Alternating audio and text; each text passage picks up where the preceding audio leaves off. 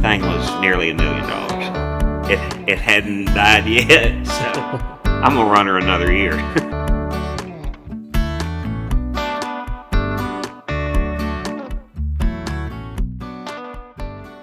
Welcome to our YouTube. Today we're gonna talk a little bit about grain bins, and we may do a walk around of a couple of the buildings and see what we got going on in there.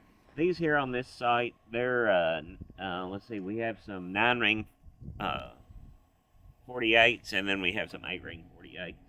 And our average grain bin here on this site holds around 50,000 bushels. We have some other sites of older bins. I don't know how many grain bins we got in total. A lot of small bins, and then these decent facility here. This was originally a couple of those. That little smallest bin you see here, that's one of the government commodity bins that people put up in the 70s and 80s. Those hold 5,500 bushels. At one time, there was a couple of those here at a 10,000 bushel bin, very early in this farm's life, in the 70s and 80s. And then when we began to bring some of this land into tillable, a lot of this was still cattle pasture and tobacco patch. I think somewhere around 1995 or 6, we built our first 50,000 bushel bin. We actually put it up ourselves with some neighbors helping. We helped them put some bins up, and then after that, it was probably another couple of years before we began to put the rest of the bins up, and then they probably came in a flurry between the year 2000 and probably built the last one 2014 maybe. Just as we get one paid for, we'd stick another one up, and we have, I'd like to put a couple more up, but when I originally gave, I think 34 or 5,000 for that first bin, and now that same bin's 90 or 100 before you put concrete and putting the thing up. I don't have a big appetite for putting them up right now, even though I probably do need a couple more. I'll probably bite the bullet one of these days, but I hadn't been ready here lately.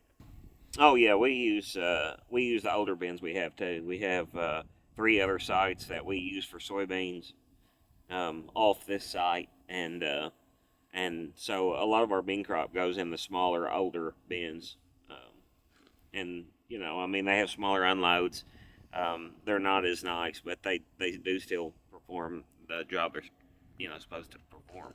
This is the only site we have a dryer, and we bring all the corn through here. A lot of it we can't hold. I just have contracts made so we can continually dry corn and then send it across the river during harvest. And then when we get our contracts filled, we'll try to hold what we can, and then haul it after the first of the year.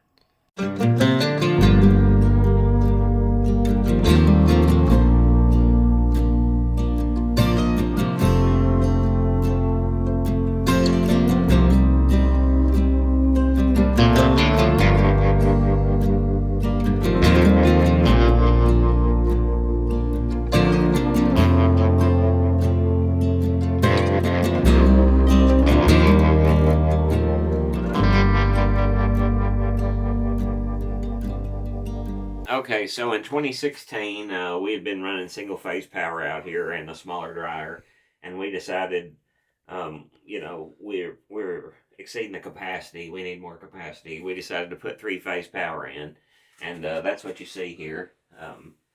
We have 3-phase power coming to the farm, and made us more efficient. We can pull bigger loads, with less motor failure. So pretty expensive to put in, but it's been a good investment, and we just built this little house that those panels are expensive, and to try to keep them out of the weather best you can. And basically this panel is just more breakers from the 3-phase. So 3-phase comes over here and then goes out to the bins and blowers around on the site. So we have all kinds of different electric motors around here. and those belts are for those electric motors. So they're just backups. Like when we shred one, we can just walk in here and pick one up instead of going to the store to get them. Yep, it's a 1226 GSI continuous flow. It's been a good dryer. We put it in 2017. Um, you always like to have a bigger dryer, but we just, try to be as efficient as we can. We dry 24 hours a day instead of just drying during the daytime. So, we're really doing like the combine can almost outdo the dryer especially if the corn's wet. So, but you're always going to have a choke point somewhere. So, I don't know what these dryers are running now. I want to say when I bought that dryer, it was around $70,000. I think on that in that project that year, the biggest cost run I had was installing the three-phase power and wiring, and I think I ran most of it myself, the wiring and stuff, but I want to say I had $125,000 in material and then hookup from the power company. So it was more than the dryer cost, and that's not including the concrete and everything. But every project you run into on the farm is expensive, and so. But really, I think for what the dryer has performed really well for the cost that you incur on one of those. It's well worth the money. I feel like that. Over I was running a single phase dryer before, and I just had so many motor failures, and and I don't know if my power bill is that much less with the three-phase power, but I definitely have less motor failures. And I was converting the single phase to three-phase with a converter out here, and it gets a lot of motors and big motors too, and those, man, it just runs your cost up so much in the drying process. Where now that we've gone to three-phase power, I'm not sure that I've lost a motor out here since 2017 on my the units that are powered by three-phase. The motor life's incredible on them. Just a lot more balanced load on the motor. Okay. So on the back side of the dryer here, we have a wet bin, and so when the corn comes into our facility, they'll weigh the load and then dump the corn into a holding tank back here on the back side of the dryer, and it's just where the wet corn is going to sit until it's ready to come into the dryer, and then the dryer automated requests corn from the wet bin, and so we have an auger that'll take it up from the wet bin to the top of the dryer. It'll leave the dryer, and we use an air system to put the corn in the tank, and it's just like a hillbilly elevator. That's what I call it. It's not as nice as the Midwest elevators, but works good for us, and it's cheap.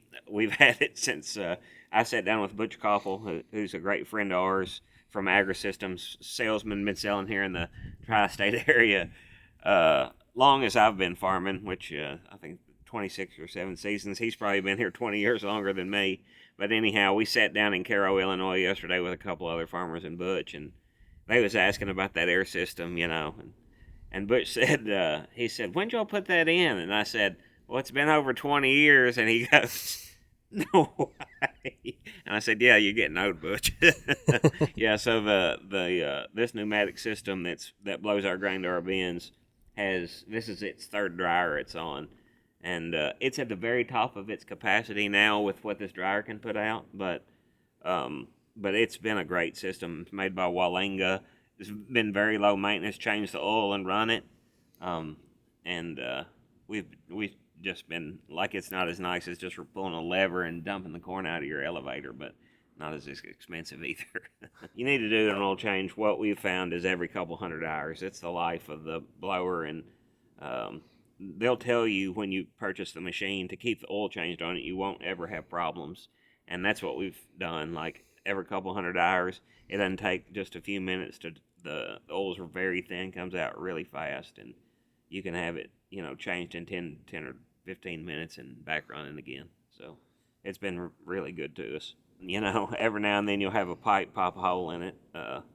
It blows corn through aluminum, so every now and then you'll spring a leak in the pipe, but it's pretty easy fix really. So been very happy with it.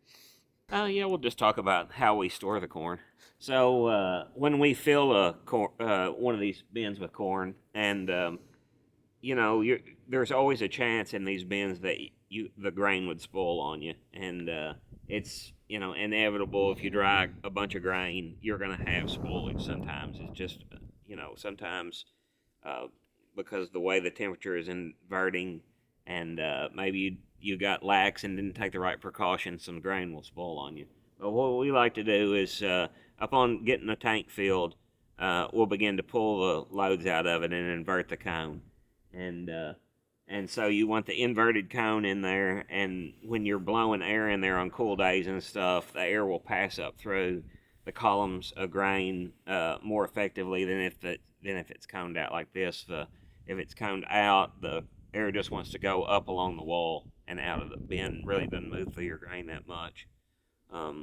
So we like to core the bin and then pull loads out of it occasionally throughout the fall, and just move the grain around a little. Try to shuffle it. If you can't take it to the granary, maybe put it in another bin. But anything you can do to keep the corn moving just a little. The longer it sits there and can't move and can't pass air through it, the greater of a chance it gets hot and you start to lose bushels due to spoilage. Nobody ever wants to see that. It causes problems. I've experienced my share of it over 30 years, so I know it's a ongoing battle to make sure you keep your grain nice and clean. And yeah, we did this. Dad built this one, but I was living here at the time, but I wasn't an owner of the business yet. I want to say this. We had a tornado come through here and tear down a couple buildings in the late 80s, early 90s, and then they were just the original farmstead that was here, actually from a farm previous to this one, that wasn't a part of my grandfather's operation. But anyhow, tornado tore those buildings down.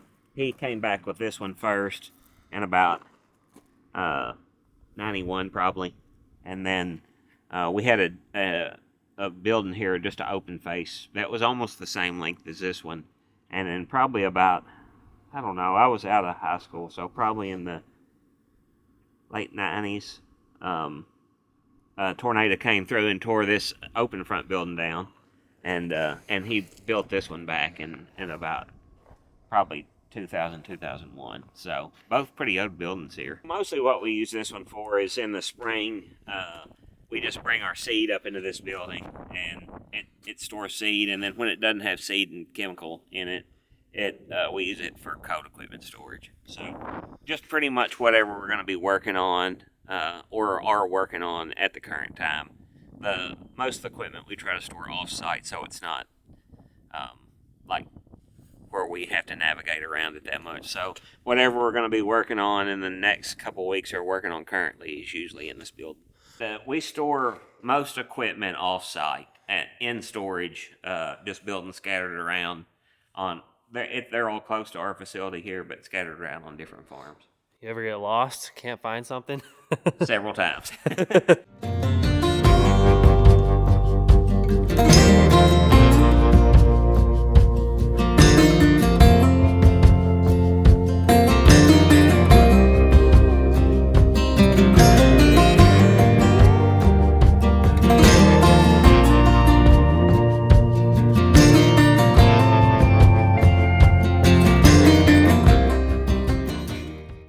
So he asked me one day, he said, hey, you want to go ahead and have one in 2840? We'll try to pull an auger with it. Well, that thing won't pull your hat off your head. So what it's done around here is it's graded the driveway a few times. And he's got this little parade float over here that he pulls his Johnny Popper with. And when he's not wanting to drive the Johnny Popper, the 2840 is the taskmaster for the parade float. So it's done little garden chores and grades the driveway. And I like it. It's a nice little tractor, but it definitely won't pull an auger. This is our bean or wheat head or grain head. It's a 50-foot HDF Deere, and it needs a little maintenance. It's when the combine's out at the shop being worked on. But when it comes back, it's got to put the head on, and the head has to has to be gotten ready for wheat. So wheat will be coming in June, and it's just around the corner, really. When we get busy around here, a month seems to go like in a couple seconds.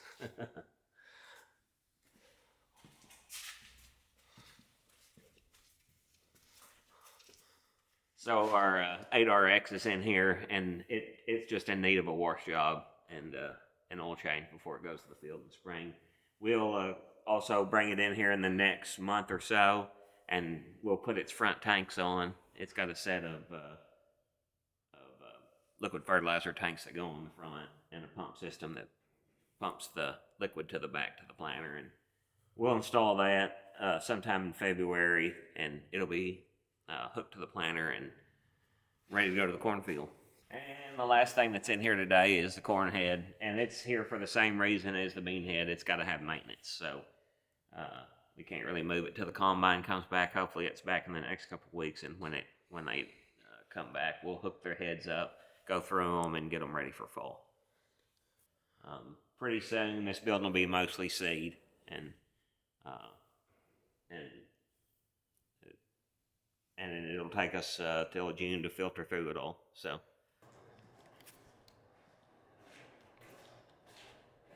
All right, so we're in the main farm shop, and this is just where the repairs take place. And right now we have a bearing down on this. I think this is a Tempe, on this Tempe trailer, and so it's getting ready to get new wheel bearings, and probably while we got the drum off there, we may work on the brakes too. So if you run semis, you're going to run into repair, and that's what we got here on this today. You know, you lose a bearing on it occasionally, but for the most part, they run pretty trouble free. They got every few years, you know, probably every 2 years, we need to put brakes and go through them pretty good. But they generally give you 2 to 3 years of good solid use before you have to do, you know, pretty serious strip down of the undercarriage on it. This is our little telehandler. It's a nice little rig, JCB. We've had it now. I don't know. We bought it off a rental company. Probably had it. I have been. Let's say getting close to 10 years now, and had a few problems out of the starter on it and other random stuff. But overall, it's been a pretty solid machine. We use it every day. So if you use something as much as we use that, you're gonna have some trouble out of it. Overall, pretty happy with that machine.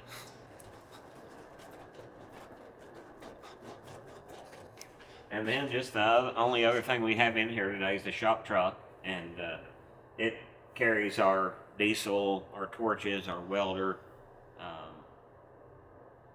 most of our tools, and DEF, and it has an air compressor. So a little bit of everything on this truck. We carry spare parts in it too, like if whatever machines in the field, like if the planters are in the field, it'll have planter parts. If the combines are in the field, it'll have combine parts on it. And somebody will be running around in this all the time when we're busy, just going from place to place and doing small repair and stuff. We don't have to bring the machine into the shop. The shop can come to the machine. So just like a service tech, you know, we try to keep it pretty outfitted. So that was the engine fan off the X9. Yeah, it has a little variable oil deal that like as the combine needs fan, it pushes oil to it, and if it needs less fan, it takes the oil away, and it was hung where it just blew constantly, and we figured trash was in it or something. So that is a 2017 model 4030, and we have absolutely run the wheels off of that thing. And it's been a good sprayer. Like, very few repairs done on it. The booms have never been reworked, and they're still in good working order. And basically changed a few hoses on that thing, a few hydraulic valves and bushings, and overall it's been a super solid machine. No telling how many acres that thing has sprayed. Oh yeah. I'm really not, Bert, my salesman, keeps telling me, man, you got to trade that thing in. It is going on its last leg, but you know, it hadn't died yet. So maybe this is a year, but I don't. I really feel like I think it's a solid machine and it'll make Good. it through the season just fine. I think it depends on how much care you take care of, how good the machine is taken care of. So that one's had either myself or Zach, who currently is operating it most every day. We've both taken really good care, made sure we service the machine, don't hit big ditches with it if there is a ditch out there. Um, Make sure you just take care with it, and it has not given us much trouble. And Sweet. generally, sprayers have lasted a long time around here. So I I feel like if you take pretty good care of the sprayer, it'll take pretty good care of you. Or that's my experience with the Deere sprayers. Back when things were super good and you could roll machines really cheap, I would run them, I don't know, max 3 years and trade them. So that's probably the longest we've had one of the newer series since the 4700. The original 4700 Deere sprayer came out. That's probably the longest I've kept a sprayer. Um, I thought about trading it. I think I've been pretty serious about trading it twice, and I just couldn't come to terms with how much a new one cost. And I thought, well, I could just get another year out of it, and it served me well so far because it hadn't burnt me. So Good. maybe it's the year that it does, but so far it's been fantastic. Well, the last one I priced was a Sin Spray, and the thing was nearly $1 million. Yeah, almost combine price, and I think you can buy a really nice sprayer with like exact apply technology, which instantly cuts makes your sprayer a lot more efficient for around 600,000. So Okay. it doesn't have all the frills that the latest and greatest has, but a pretty solid machine. So Sweet. it would be better than a sprayer. This one still only shuts off like a section at a time or whatever. So Okay.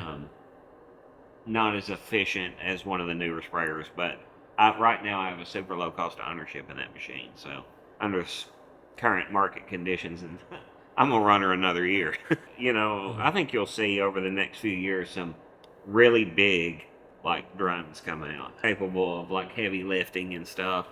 And drones I think are fairly reasonable now on their price, but I would think that once those big ones come out, you're going to be priced more like a ground rig at that point. They're going to be in similar, you're going to spend several $100,000 to get a big applicator. Thanks for watching our YouTube. Like, share, and subscribe.